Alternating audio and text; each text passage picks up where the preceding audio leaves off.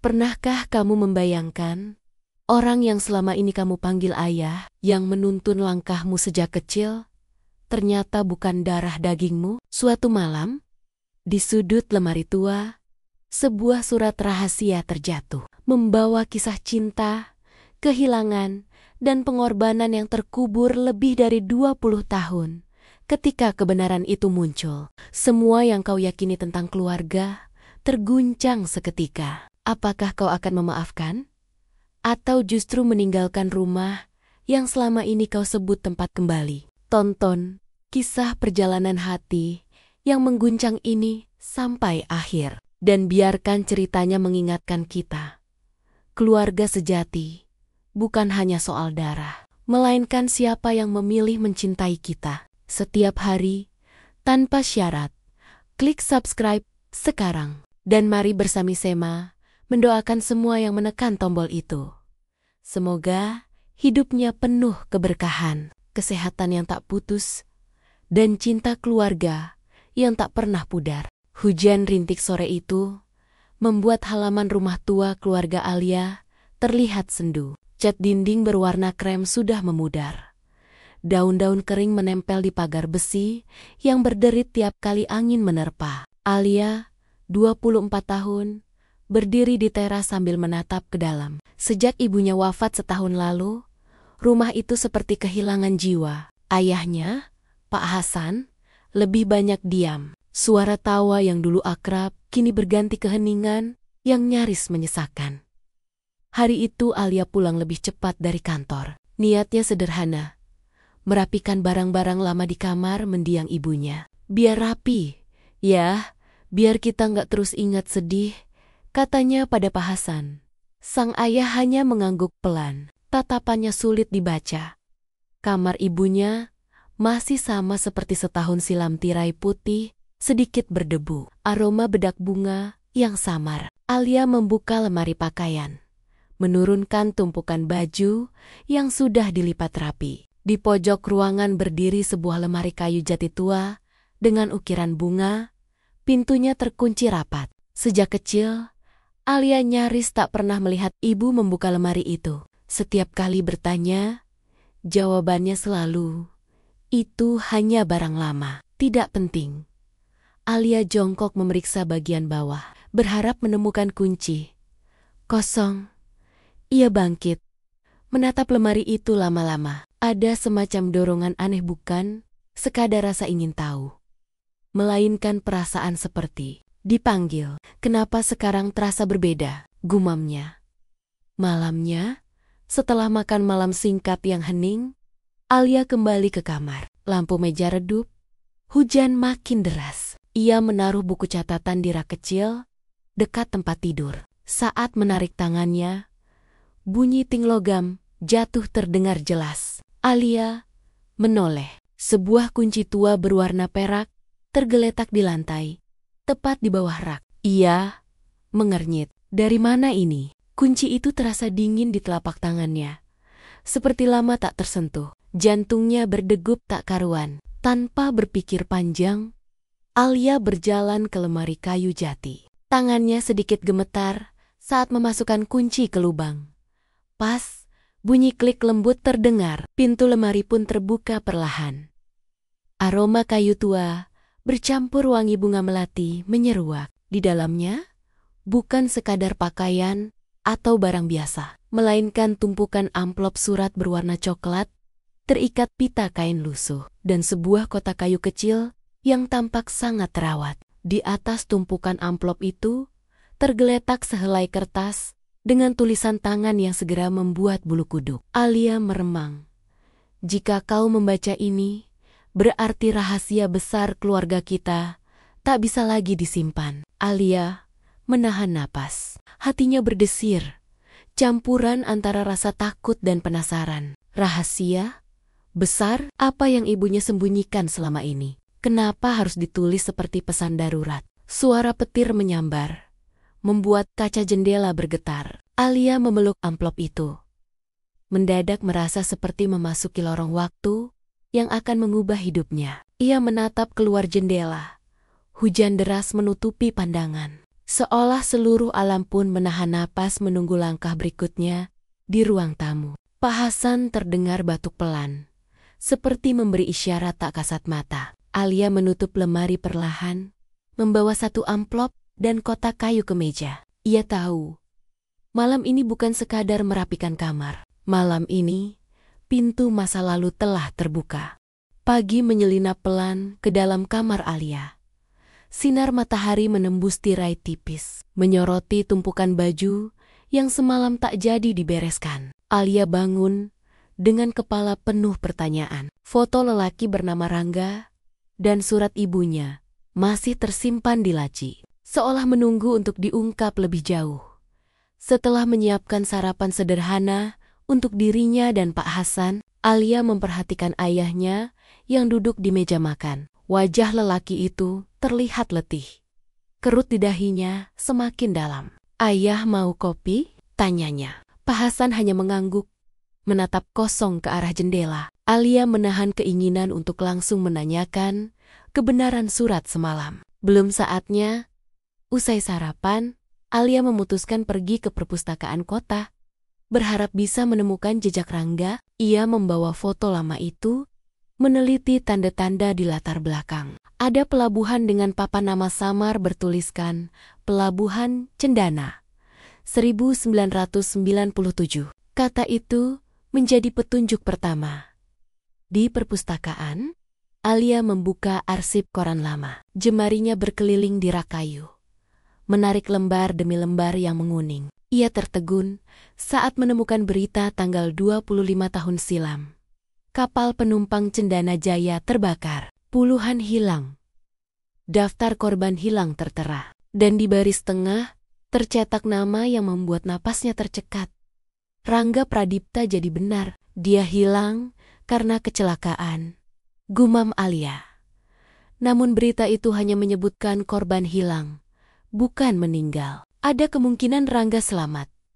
Ketika Alia hendak meninggalkan perpustakaan, seorang pustakawan paruh baya menegurnya. "Sedang riset apa, Nak?" tanyanya ramah. Alia ragu sejenak, lalu menunjukkan foto Rangga. Mata pustakawan itu membesar. "Astaga, saya kenal wajah ini. Dulu sering kesini bersama mahasiswa jurusan seni. Namanya Rangga ya?" Hati Alia berdegup. "Iya, Bu. Ibu tahu di mana dia sekarang?" Wanita itu menggeleng. Setelah kecelakaan kapal, tak pernah terdengar kabarnya. Tapi sahabatnya, Bu Rini, dulu dosen muda di kampus seni dekat pelabuhan. Mungkin dia tahu sesuatu. Nama Bu Rini langsung menyalakan ingatan Alia. Ia pernah mendengar nama itu dari cerita lama ibunya. Sebagai sahabat dekat masa kuliah, petunjuk kedua pun muncul. Sore menjelang ketika Alia akhirnya menemukan alamat Bu Rini melalui catatan kampus lama yang ia dapat dari pustakawan. Rumahnya berada di gang kecil, dikelilingi pagar besi berkarat. Saat bel ditekan, seorang perempuan sekitar 50-an keluar, mengenakan kardigan biru. Tatapan matanya tajam, namun hangat. "Alia, astaga, kamu mirip sekali dengan Lestari," ucapnya begitu melihat wajah Alia.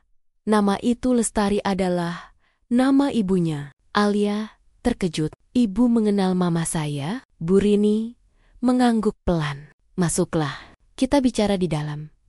Ruang tamu rumah itu dipenuhi aroma kayu manis dan foto-foto hitam putih. Bu Rini menatap Alia lama sebelum membuka percakapan. "Kedatanganmu pasti bukan kebetulan. Kamu sudah menemukan sesuatu, bukan?" Alia mengeluarkan foto Rangga dari tasnya. "Saya menemukan ini. Tolong, Bu, ceritakan apa yang sebenarnya terjadi." Bu Rini menarik napas panjang. "Rangga adalah sahabat baik, sekaligus cinta pertama ibumu. Mereka sangat dekat. Bahkan saya yakin mereka akan menikah. Tapi ketika kecelakaan kapal itu terjadi, Rangga hilang begitu saja. Kami semua mengira dia meninggal." Lestari sangat terpukul. Hingga bertemu Pak Hasan, yang dengan sabar menemaninya melewati masa sulit. Alia mendengarkan dengan hati campur aduk antara duka dan harapan samar. Jadi, Rangga mungkin masih hidup? Mungkin, jawab Bu Rini pelan. Tapi selama ini tak ada kabar. Kami pun tak pernah melihat jasadnya. Alia menggenggam foto itu lebih erat. Ada kilatan tekad di matanya. Jika ada peluang sekecil apapun bahwa Rangga masih hidup, ia harus menemukannya. Meski artinya mengguncang seluruh fondasi keluarganya. Ia tak bisa membiarkan rahasia ini terkubur selamanya. Matahari senja memancar melalui jendela, menyoroti wajah Alia yang kini dipenuhi tekad baru. Perjalanan mencari jati diri telah benar-benar dimulai. Langit sore di kota kecil itu berwarna oranye keemasan ketika Alia menutup pintu rumah Bu Rini. Perjalanan pulang, ia lalui dengan kepala penuh kilatan ingatan baru nama Rangga, kisah cinta ibu yang tersembunyi, dan kemungkinan ayah kandung yang masih hidup. Hatinya berdebar campur aduk. Senang menemukan petunjuk, sekaligus takut pada kenyataan yang menunggu. Sesampainya di rumah, aroma kayu basah menyambut. Pak Hasan sedang duduk di ruang tamu, menatap foto keluarga yang tergantung di dinding. Dari mana, Nak? Tanyanya, pelan, nada suaranya datar. Tetapi sorot matanya seolah memeriksa sesuatu. Alia menelan ludah. Ke kota? Cari bahan kerjaan? Jawabnya, cepat. Pak Hasan hanya mengangguk, namun tatapannya tetap mengikuti Alia yang berlalu ke kamar. Ia bisa merasakan mata ayahnya menembus punggungnya, seolah mengetahui rahasia yang belum diucapkan. Malam itu, Alia tak bisa tidur. Surat ibunya dan cerita Bu Rini terus terngiang. Ia menyalakan lampu meja, membuka kembali foto Rangga. Dalam cahaya temaram, sorot mata lelaki itu seakan memanggil. Alia menggenggam foto itu erat. Kalau ibu begitu mencintainya, mengapa semua ini disembunyikan? Paginya, ia memutuskan kembali menemui Bu Rini untuk menggali lebih banyak. Ia membawa secangkir teh hangat yang dibungkus termos, semacam alasan agar kunjungan keduanya tidak terasa mendadak. Bu Rini menyambut dengan senyum yang sedikit letih. Aku sudah menduga kamu akan kembali, ucap Bu Rini sambil menuang teh ke cangkir. Masih banyak yang belum kamu ketahui. Alia mencondongkan badan, siap mendengarkan. Bu Rini menarik napas panjang. Rangga bukan hanya cinta ibumu, ia pria yang sangat lembut. Mereka merencanakan pernikahan begitu lulus kuliah. Tapi sehari sebelum Rangga melamar, kecelakaan kapal itu terjadi. Tidak ada jasad, hanya daftar orang hilang. Kami semua menunggu kabar berbulan-bulan, sampai akhirnya Lestari, ibumu, menerima bahwa Rangga tak akan kembali. Alia menggigit bibir. Lalu, ayah, Pak Hasan, masuk dalam hidup ibu. Setelah itu, benar, jawab Bu Rini. Pak Hasan mencintai Lestari sejak lama. Ia menunggu dalam diam. Ketika Lestari hancur karena kehilangan Rangga, dialah yang menolong. Bagiku, keberanian Hasan menikahi Lestari yang sedang mengandung adalah wujud cinta sejati. Kata-kata itu menancap di hati Alia. Ia merasa bersyukur sekaligus bimbang. Jadi ayah tahu sejak awal bahwa aku bukan anaknya? Bu Rini menatapnya penuh empati. Ya, tapi baginya, kamu tetap putrinya. Darah bukan segalanya. Alia, cinta yang dipilih setiap hari itulah keluarga. Alia terdiam, pikirannya bercabang. Di satu sisi, rasa terima kasih pada Pak Hasan membuncah. Di sisi lain, hasrat menemukan Rangga semakin kuat. Ia ingin mengenal bagian lain dari dirinya. Bagian yang selama ini tersembunyi. Apa ibu tahu kalau Rangga mungkin masih hidup? Tanya Alia ragu. Bu Rini menatap keluar jendela, mata berkaca-kaca. Kadang aku merasa dia masih di luar sana. Pernah ada kabar samar. Seseorang mirip Rangga terlihat di Jakarta. Bertahun-tahun setelah kecelakaan. Tapi itu hanya gosip. Nama kota itu menyalakan nyala tekad dalam diri. Alia, Jakarta, sebuah petunjuk yang lebih jelas daripada apapun. Sebelum pulang, Bu Rini menggenggam tangan Alia. Kalau kau benar-benar mencarinya, lakukan dengan hati-hati. Jangan lupa, Hasan adalah ayahmu juga. Jangan sampai pencarian ini melukai orang yang telah membesarkanmu. Alia mengangguk, merasakan kehangatan di genggaman tangan Bu Rini. Kata-kata itu menggema. Jangan melukai, namun rasa ingin tahu terlalu kuat untuk diredam. Ketika ia melangkah keluar, langit senja berubah ungu kehitaman. Jalan setapak menuju rumahnya terasa seperti jalan panjang ke masa depan yang tak pasti. Di kantong jaketnya, Alia merasakan foto Rangga bergetar bersama detak jantungnya. Jakarta memanggil dan ia tahu, tak ada jalan kembali. Malam turun, bersama hawa lembab dari hujan sore. Di ruang tamu, lampu gantung berayun pelan. Memantulkan bayangan di dinding, Alia duduk di kursi rotan, jantungnya berdegup cepat. Di hadapannya, Pak Hasan menutup buku doa yang baru selesai ia baca. Wajahnya teduh, tapi sorot mata itu mata yang selalu meneduhkan sejak Alia kecil kini, membuat dadanya sesak. Ayah, suara Alia serak. Aku menemukan sesuatu di lemari ibu. Pak Hasan menatapnya tanpa ekspresi. Sesuatu seperti apa? Alia menelan ludah, mengeluarkan amplop yang kini sudah lusuh. Foto lelaki muda dan surat cinta terlipat rapi. Ini, ibu menulis tentang seseorang bernama Rangga. Dia, ayah kandungku kan? Keheningan menggantung. Hanya suara jam dinding yang terdengar, berdetak pelan. Pak Hasan menatap foto itu lama, seperti menelusuri masa lalu yang lama ia kunci. Bibirnya bergerak, tapi tidak ada kata yang keluar. Ayah tahu dari awal? Tanya Alia lagi. Suaranya lebih tinggi. Kenapa? Tak pernah bilang. Kenapa aku harus tahu dari lemari tua? Pak Hasan menutup mata sejenak, menarik napas panjang. Alia, kamu tetap anak ayah. Dari hari pertama ibu memberitahuku tentang kehamilanmu, ayah sudah berjanji. Darah tidak akan mengubah rasa sayang ini.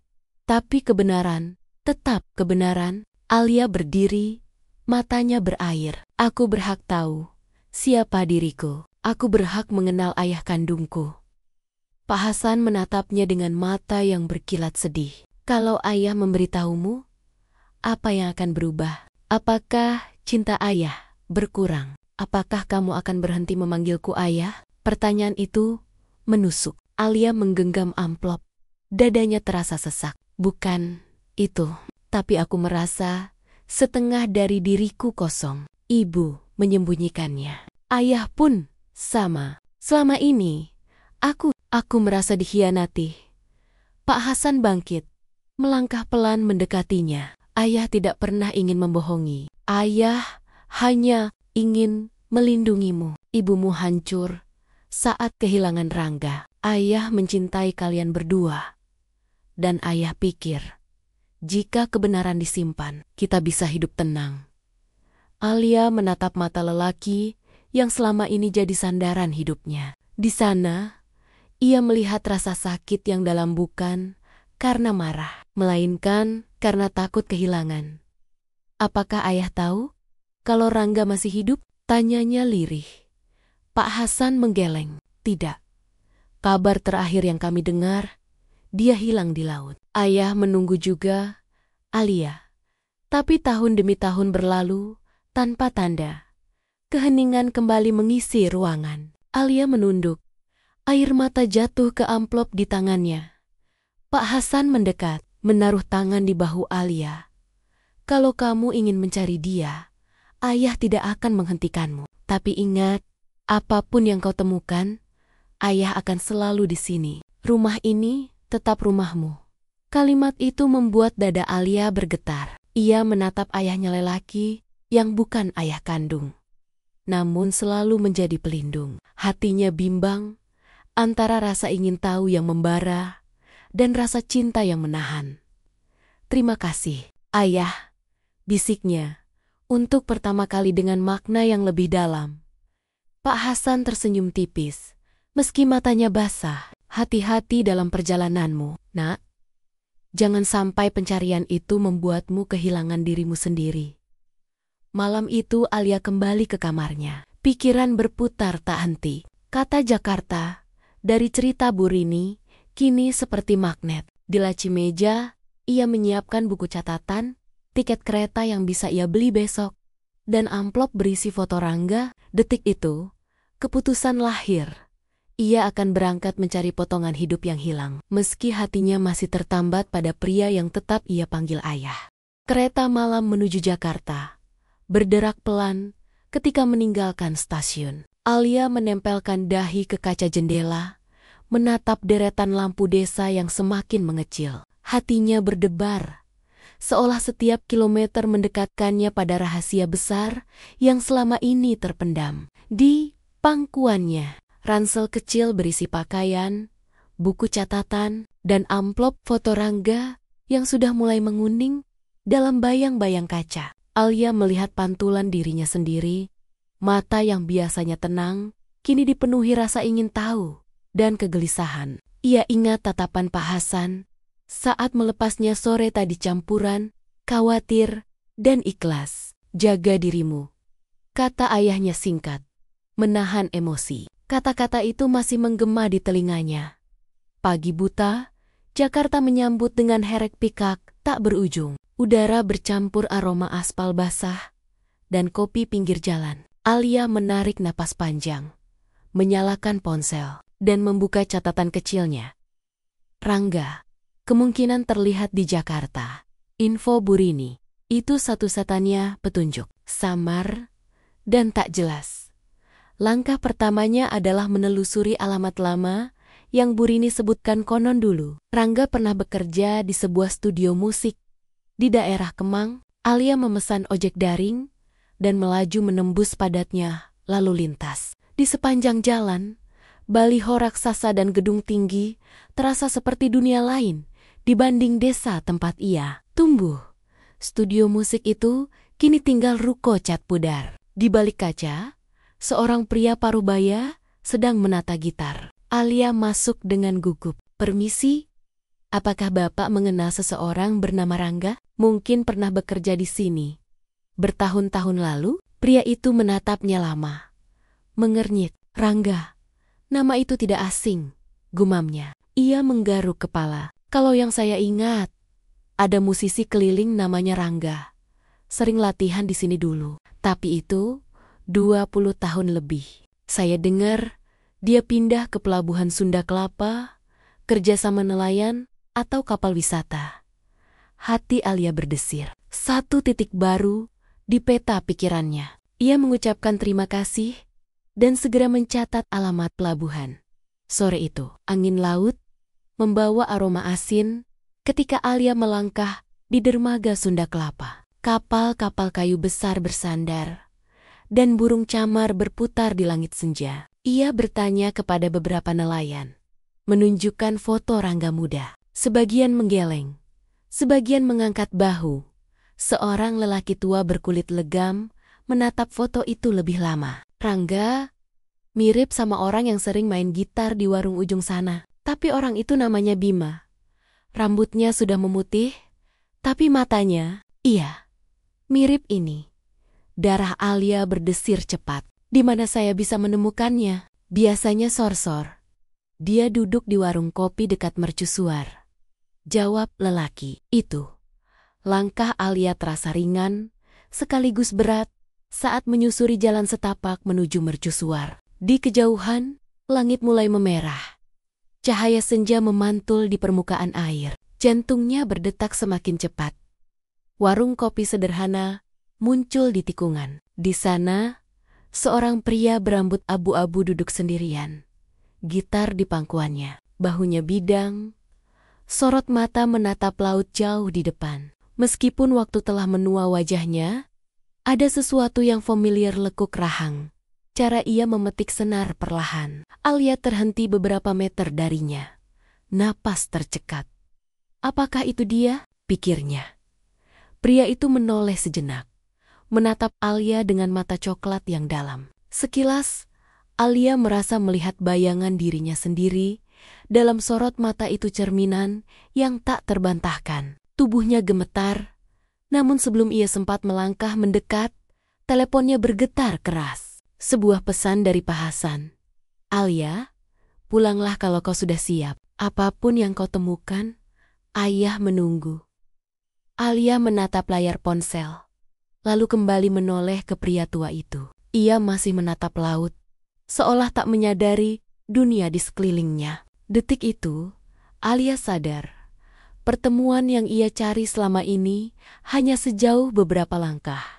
Angin laut meniup rambut Alia ketika ia menatap punggung pria yang duduk di bangku kayu warung kopi dekat mercusuar. Suara ombak berpadu dengan denting gitar yang pelan, seperti nyanyian masa lalu yang lama terkubur. Detak jantungnya berdentum begitu kencang, hingga ia hampir bisa mendengarnya di telinga sendiri. Alia menarik napas dalam. Setiap langkah menuju pria itu seakan menembus lapisan ketakutan dan kerinduan yang tak pernah ia mengerti. Ketika ia berdiri tepat di samping bangku, pria itu menoleh perlahan. Mata coklat tua itu menatapnya, terkejut namun hangat. Wajahnya dipenuhi garis waktu. Tapi sorotnya tak asing bagi Alia, seperti menatap cermin masa depan. Permisi, suara Alia nyaris bergetar. Apakah Anda bernama Rangga? Pria itu menatapnya lama.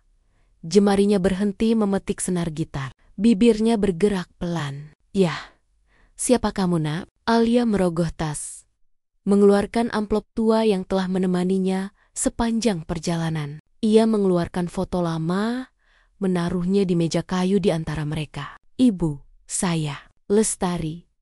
Rangga menatap foto itu, mata tuanya membesar, napasnya tercekat. Lestari, bisiknya.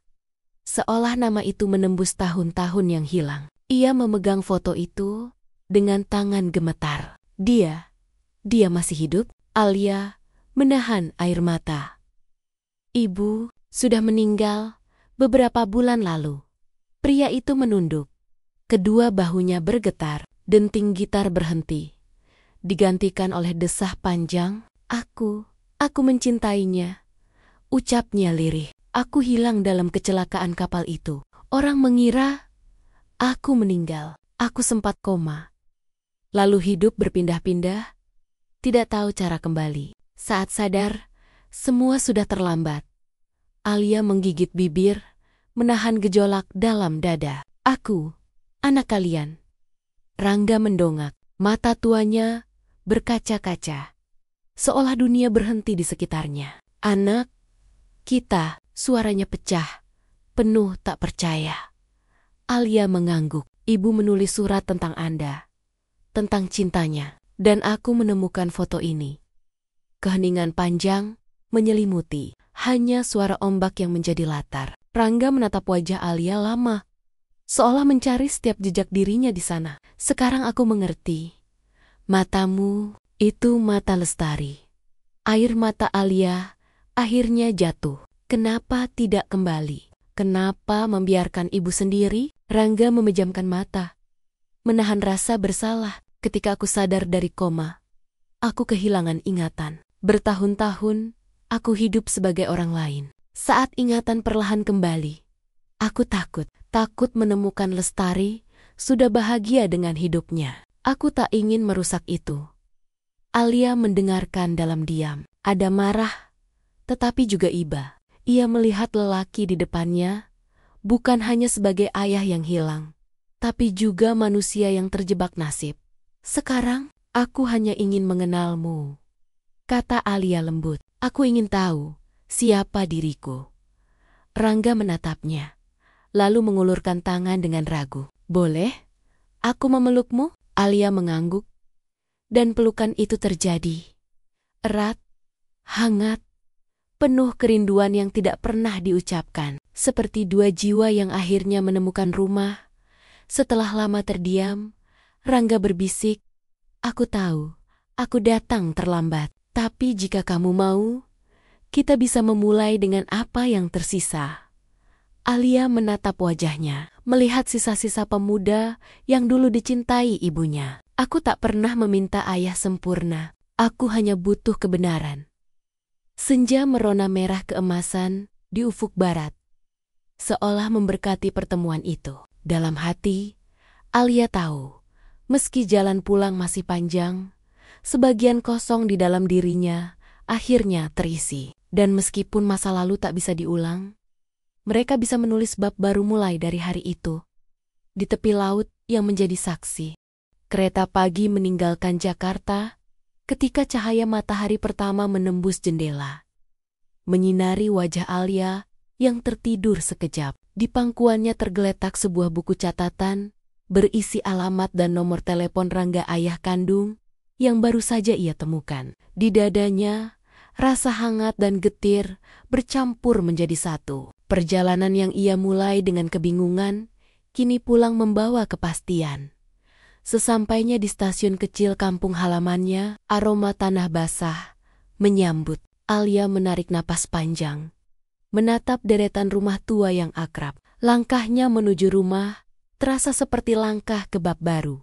Di teras, Pak Hasan sudah berdiri menunggu, mengenakan kemeja lengan panjang. Wajahnya tenang, namun mata menyimpan ribuan pertanyaan. Alia berhenti beberapa meter di depannya. Mereka saling pandang. Diam cukup lama untuk menuturkan segala yang tak terucap. Ayah, suara Alia parau. Aku menemukannya. Rangga, dia masih hidup. Pak Hasan menutup mata sejenak, lalu membuka perlahan. Bagaimana pertemuan kalian? Alia menelan ludah. Dia menyesal. Banyak yang terjadi padanya. Tapi sekarang, aku tahu siapa dia, siapa aku. Dan aku tahu siapa ayah sebenarnya. Pak Hasan menatap lembut. Kau tetap anak ayah. Alia, darah bukanlah penentu cinta. Air mata menitik di sudut mata Alia. Ia mendekat, memeluk pria yang selama ini membesarkannya. Ayah adalah rumahku, bisiknya. Terima kasih sudah menjadi orang tua yang memilihku setiap hari. Pak Hasan membalas pelukan itu erat, seolah semua ketakutan dan rahasia lama luruh bersama embun pagi. Ayah hanya ingin kau bahagia, katanya pelan. Hari-hari berikutnya berjalan seperti benang yang perlahan dijalin kembali. Alia tetap menjalin komunikasi dengan Rangga melalui telepon. Mereka berbagi cerita, kenangan tentang ibunya, kisah-kisah masa muda yang nyaris terlupakan. Rangga tak menuntut peran sebagai ayah penuh. Ia hanya ingin menjadi bagian dari hidup Alia, sekecil apapun. Suatu sore, Alia mengajak Pak Hasan duduk di teras sambil menyesap teh. Aku akan sesekali ke Jakarta untuk menemui Rangga, ujarnya hati-hati. Tapi rumahku tetap di sini. Pak Hasan menatap senja di depan mereka, lalu mengangguk pelan. Ayah percaya padamu. Cinta tak terbagi, Alia, ia hanya bertambah. Kata-kata itu menenangkan, seperti angin lembut yang menyingkap langit setelah hujan. Alia menatap wajah ayahnya lelaki yang bukan ayah kandung, namun telah menorehkan makna sejati kata ayah. Beberapa minggu kemudian, Alia mengundang Rangga datang ke desa. Ketika Rangga menjejakkan kaki di halaman rumah, Pak Hasan menyambutnya tanpa ragu. Mereka berjabat tangan, saling menatap, seolah diam-diam mengakui peran masing-masing dalam kehidupan Alia. Terima kasih, ucap Rangga lirih, karena sudah menjaga putri kami.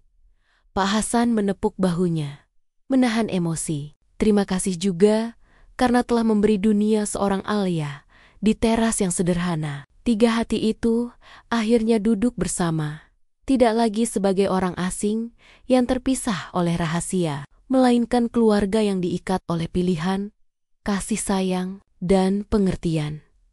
Alia menatap langit senja, merasakan kedamaian yang tak pernah ia kenal sebelumnya. Ia tahu masa lalu tak bisa dihapus, namun ia juga paham bahwa cinta mampu menata ulang kepinggan hidup menjadi mozaik yang indah dalam hati. Ia berbisik kepada almarhum ibunya, "Ibu, aku sudah menemukan semuanya. Terima kasih telah mencintaiku dengan caramu sendiri. Angin sore berhembus lembut, seolah membawa jawaban yang menenangkan. Sebuah kepulangan. Bukan hanya ke rumah, tetapi juga ke dirinya sendiri. Terima kasih sudah menemani perjalanan Alia hingga akhir. Kisah ini mengingatkan kita bahwa keluarga sejati tidak selalu ditentukan oleh darah, tetapi oleh cinta yang dipilih setiap hari. Semoga setiap penonton bisa merasakan hangatnya pelukan rumah, apapun bentuk keluarga yang kalian miliki. Bagi teman-teman yang sudah menekan tombol subscribe, dari hati yang paling dalam kami doakan. Semoga kesehatan selalu menyertai Anda dan orang-orang yang Anda cintai. Rezeki yang luas, berkah yang tidak terputus, kedamaian di rumah, hubungan yang penuh kasih, dan kebahagiaan yang tumbuh setiap hari. Terima kasih telah menjadi bagian dari perjalanan ini. Sampai jumpa di kisah nyata. Berikutnya tetaplah percaya bahwa cinta sejati selalu menemukan jalannya.